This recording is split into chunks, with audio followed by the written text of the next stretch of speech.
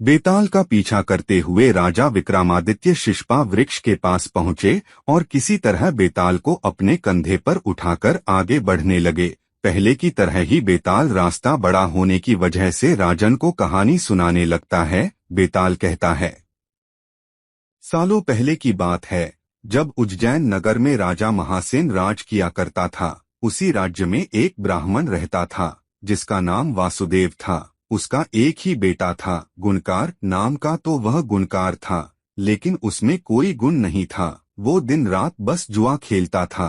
जुए में वह पिता के कमाए सारे पैसे हार जाता। उसकी दो बहन भी थीं, उसे उनका भी ख्याल नहीं था। वो बस दिन रात जुआ खेलने में ही व्यस्त रहता।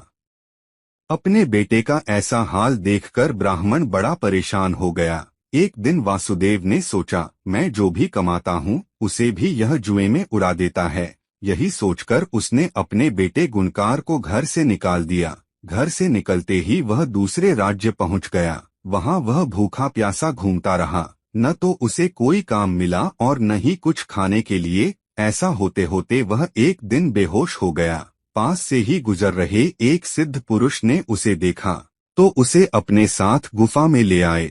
होश में आने के बाद योगी ने लड़के से पूछा, क्या खाओगे? ब्राह्मण पुत्र कहता है, आप योगी हैं, आपके पास जो होगा आप वही खिला पाएंगे। मैं जो खाना चाहता हूँ शायद वो आपके पास न हो। इतना सुनते ही योगी ने कहा, तुम बस बताओ तुम्हें क्या खाने की इच्छा है। इतना सुनने के बाद गुणकार ने अपनी इच्छा जाहिर की, जिसे सुनते ही योगी ने अपनी सिद्धि की मदद से उसकी मनपसंद थाली प्रकट कर दी। वह लड़का हैरान रह गया। पहले उसने खान खाया और फिर सिद्ध से पूछा, यह चमत्कार आपने कैसे किया? योगी ने कुछ कहा नहीं, बस अंदर की ओर जाना का इशारा किया। वह जैसे ही अंदर गया तो उसे बड़ा सा महल और दासियां दिखाई दीं। सबने उसकी अच्छे से सेवा की और वह आराम से सो गया। सोकर उठने के बाद उसने सिद्ध पुरुष से दोबारा वही प्रश्न किया। योगी ने कहा, इससे तुम्हें क्या करना है? तुम यहाँ कुछ दिन मेहमान की तरह रहो और व्यवस्था का आनंद उठाओ। ब्राह्मण पुत्र जिद में अड़ गया और कहने लगा कि वो भी यह सिद्धि हासिल करना चाहता है। परेशान होकर योगी ने उसे विधि बता दी और कहा कि जाओ अब मन लगाकर साधना करो। कुछ समय बाद वह साधना पूरी करके आ जाता है। फिर योगी कहता है, तुम सब कुछ बहुत सही तरीके से कर रहे हो। यह पहला पड़ाव था जिसे तुमने पार किया है। अब तुम्हें दूसरे पड़ाव की ओर बढ़ना होगा। उसने कहा, मैं ऐसा ही करूँगा, लेकिन दूसरा पड़ाव शुरू करने से पहले मैं एक बार अपने घर जाना चाहता हूँ। सिद्ध योगी ने कहा, जाओ, जरूर जाओ। जाने से पहले ब्राह्मण पुत्र ने योगी से अपने परिवार के लिए तोहफे की मांग की। योगी ने अपनी सिद्धि से उसे खूब सारे तोहफे दिए। उसके बाद उसने पैसों की मांग की। सिद्ध पुरुष ने अपनी विद्या के दम पर उसे खूब सारा पैसा भी दिया। उसके बाद उसने अपने लिए अच्छे से कपड़े मांगे। योगी ने उसे वो भी दे दिए।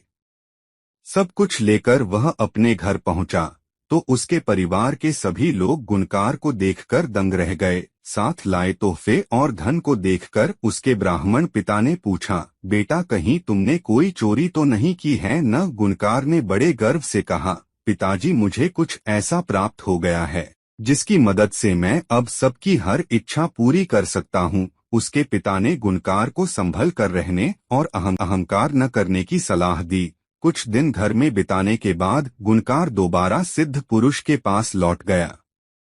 वहां लौटकर उसने दोबारा से साधना शुरू की। बड़ी लगन से वह ध्यान करने लगा। समय के साथ साथ ब्राह्मण पुत्र ने दूसरा पड़ाव भी पूरा कर लिया। पड़ाव पूरा होने के बाद उसे भी वह विद्या हासिल हो गई। योगी के पास जैसे ही वह विद्या हासिल करके पहुंचा तो सिद्ध पुरुष बहुत प्रसन्न हुआ। उसने गुणकार से कहा, तुमने अब विद्या हासिल कर ली है, आज तुम मुझे कुछ भोजन खिलाओ, मुझे भूख लगी है। यह सुनते ही ब्राह्मण पुत्र बेहद खुश हुआ और सिद्धि की मदद से मनचाहा भोजन हासिल करने के लिए मन में मंत्र पढ़ने लगा।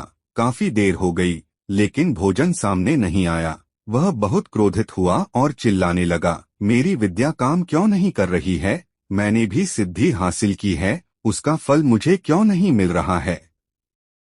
इतनी कहानी सुनाते ही बेताल चुप हो गया और राजा से पूछने लगा, बताओ इतने मन से पूरी विधि करने के बाद भी उसे सिद्धि हासिल क्यों नहीं हो पाई? विक्रमादित्य कहते हैं, बेताल, सबसे पहला कारण तो यह है कि वह विद्या हासिल करने से पहले ही घर चला गया।